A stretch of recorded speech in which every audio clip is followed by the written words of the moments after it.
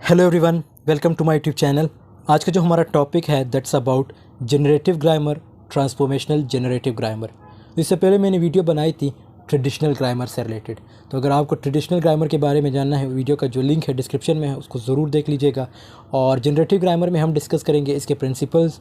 Transformational generative grammar हम देखेंगे और इसमें देखेंगे कर्नल सेंटेंसेस क्या होते हैं, डीप एंड सरफेस स्ट्रक्चर का क्या कंसेप्ट है ट्रांसफॉर्मेशनल जनरेटिव ग्रामर में। सो टाइम को वेस्ट किए बगैर let's get started. Generative grammar in linguistics, generative grammar is grammar. Linguistic में जनरेटिव ग्रामर जो ये ग्रामर है, द सेट ऑफ इंग्लिश या लैंग्वेज रूल्स, जिसके रूल्स होते हैं किसी भी लैंग्वेज को मतलब यूज़ करने के रूल्स होते हैं, that indicates the structure and interpretation of sentences. और रूल्स क्या होते हैं कि आपने सेंटेंस को किस तरह रिप्रेजेंट करना है, that native speakers of a language accept as belonging to their language. Linguist Noam Chomsky introduced the concept of generative grammar in the 1950s। जो लैंग्विस्ट नोम चॉम्स्की थे उसने ये इंट्रोड्यूस कराया था, ये कंसेप्ट दिया था जनरेटिव ग्रामर का 1950s में। This theory is also known as transformational grammar. इस थियरी को हम ट्रांसफॉर्मेशनल ग्रामर भी कहते हैं, मतलब जनरेटिव ग्रामर को ट्रांसफॉर्मेशनल ग्रामर भी कहा जाता है। A term still use today, और ये आज भी यूज़ किया जाता है। इसकी अगर दूसरी डिफिनेशन देखें, that is based on the idea that all humans have an innate present at birth. Innate का क्या मतलब है, present at birth but not necessarily heredity acquired during fetal development language capacity. अब अगर जनरेटिव ग्रामर को हम देखें, किसी भी सेंटेंस को जनरेट करने का पोटेंशियल होता है, जो कैपेबिलिटी होती है उसे कहते हैं जनरेटिव ग्रामर या जनरेट ग्रामर। हम किसी भी इंफॉर्मेशन को लैंग्वेज में यूज़ करते हैं और जब हम उसे ग्रामर की सेंस में करते हैं, अपने वर्ड्स को, अपने फीलिंग्स या इमोशंस को राइटिंग में लाते हैं with the help of grammar, उसमें ग्रामर को बहुत अच्छे से मिक्स करते हैं या यूज़ करते हैं, उसे हम जनरेटिव ग्रामर कहते हैं। Generative grammar is a theory of grammar that holds that human language is shaped by a set of basic principles that are part of the human brain and even present in the brains of small children. This universal grammar, according to linguists like Chomsky, comes from our innate language faculty. तो इसका मतलब ये है कि एक ही sentence को आप कितने तरीक़ों से बना सकते हैं with the help of grammar. For instance, यहाँ पे एक मिसाल हम रखते हैं, जैसे आई ब्रोक द डोर। अब ये क्या है, ये ऑब्वियसली एक्टिव वॉइस है, the door was broken by me. अब इसमें मीनिंग तो एक ही है लेकिन दो तरीके से यूज़ किए गए हैं, तो इसको हम जनरेटिव ग्रामर कहते हैं।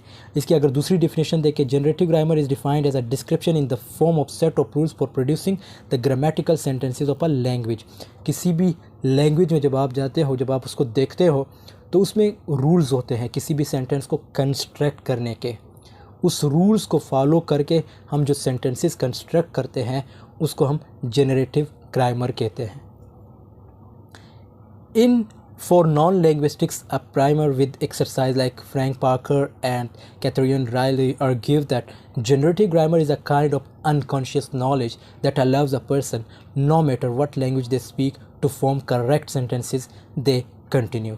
तो इन्होंने ये कंसेप्ट दिया कि जनरेटिव ग्रामर का मतलब ये है कि जब आप सेंटेंसेस को कंस्ट्रक्ट करते हैं in an unconscious, that language they speak, जो लैंग्वेज आप बोलते हो, इधर that is your Urdu language, English language, Hindi language, to form correct sentences. और वो जो सेंटेंसेस आप कंस्ट्रक्ट करते हो वो करेक्ट होने चाहिए। मतलब ये है कि जब आप एक सेंटेंस बनाते हो तो आपने ये देखना होता है कि ये सेंटेंस और कितने तरीक़ों से बन सकता है। Simply, but a generative grammar is a theory of competence, a model of the psychological system of unconscious knowledge that underlies a speaker's ability to produce and interpret utterance in a language. A good way of trying to understand Noam Chomsky's point is to think of generative grammar as essentially a definition of competence, a set of criteria that linguistic structures must meet to be judged acceptable, Parker and Dilai. तो इन्होंने ये concept दिया था, ये definition दी थी, किसने दी थी, ये पार्कर और डिलाई 2009 में, कि ये आपका जो है कॉम्पिटेंस होता है, ये आपकी एबिलिटी होती है कि आप एक सेंटेंस को कितने वे से कंस्ट्रक्ट कर सकते हो। बट यहाँ पे एक चीज़ का ख्याल रखना कि रूल्स होते हैं किसी भी सेंटेंस को कंस्ट्रक्ट करने के।